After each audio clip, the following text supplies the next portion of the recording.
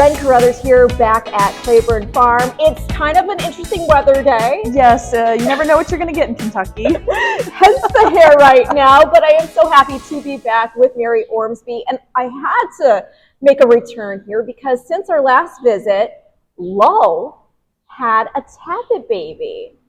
Yes, so this is actually her fifth foal that she has by her side. It's a Tapit Colt. She foaled on May 4th this year. She's in foal, not this time for next year, so hopefully another nice baby for next year.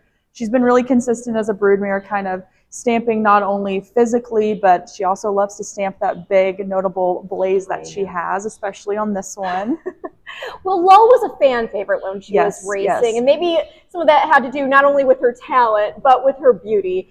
And this was a horse who was so consistent in showing up. 17 career starts in the money, and 12 of them. She won over $1 million.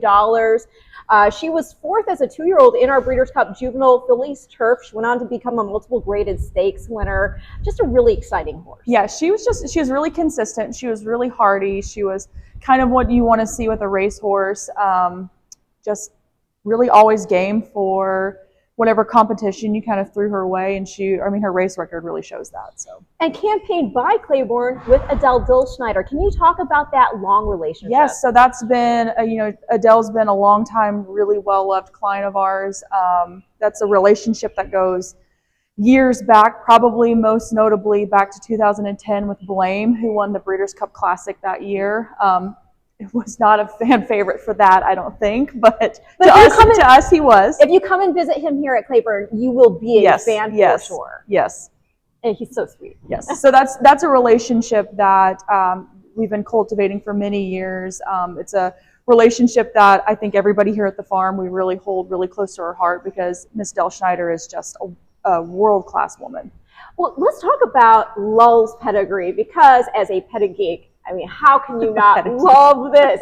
She is by Claiborne Stallion Warfront, and then she is out of Quiet Now by Tiz Now, the only horse to win the Breeders' Cup Classic twice. And what's really fun there is you have even more Breeders' Cup ped cred because Quiet Now is a half-sister to St. Liam, who won the Breeders' Cup Classic, was Horse of the Year. And she's also a half-sister to Quiet Giant by Giant's Causeway, who is the dam of Gun Runner, also Horse of the Year and Breeders' Cup Classic champion. Yes, so she was a hefty purchase out of that November Spring Hill Farm dispersal in 2011. She was a horse that they just saw her and they had to have her. She's got a very impressive family. They just thought that'd be a wonderful addition to kind of their herd, and she in fact did prove to be so with, Lull being a millionaire and being just a really nice racehorse and kind of continuing that legacy with some nice offspring of her own. Well, can you also tell me about some of the babies that Lull's already had making some noise? Yeah, so actually it's kind of interesting. She's got 3 that are up at Saratoga right now. She has her 4-year-old, her 3-year-old, and her 2-year-old. The 3-year-old and the 2-year-old are on the work tab up at Saratoga. Her 4-year-old is entered to run. I would have to double check the date, but he's entered to run up at Saratoga. Her 3-year-old just won up in New York, so we're really excited to see what he's going to keep doing. So.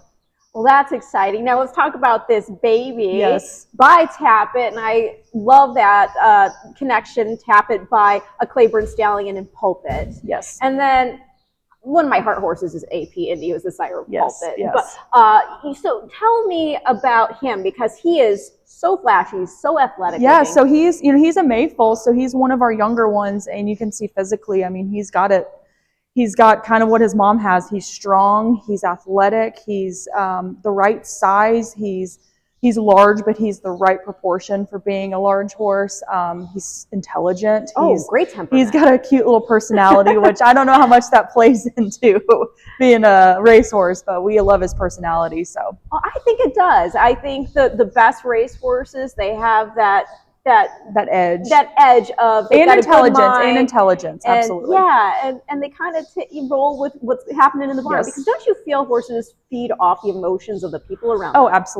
Absolutely. So when I look at the two of them together, they almost look like a match set. His blades might be a little more pronounced even, but it's undeniable that they are mother-son. And as you were saying, she's in foal to not this time, and I love that because as I mentioned before, her mom being a half sister to Quiet Giant by Giant's Causeway. She produced Gun Runner. Yes. we know that Giant's Causeway cross works with this female family, and Not This Time is a son of Giant's Causeway. Yes, yes. Would you expect turf, dirt? I mean, we just saw Not This Time. He's been so flexible surface-wise with his progeny. She was a turf horse. Yes. He also had a shareholder win over at Royal Ascot, the Norfolk Stakes, win in your in for the Breeders' Cup. Well, I think she's so far proving to be a pretty versatile broodmare, so it'll just kind of be luck of the draw with what we get, I think. And we got to bring up the motto here at Claiborne, doing the usual unusually well. Yes. Can you tell our viewers what that represents? So I think that represents just really staying true to our roots, particularly with how we raise our horses. We've been doing it for 100 plus years. Haven't really changed a whole lot of how we do it. Horses thrive on consistency, and I think even consistency through the years has kind of paid off. We don't do anything super out of the ordinary with raising these horses other than, consistency and good horsemanship.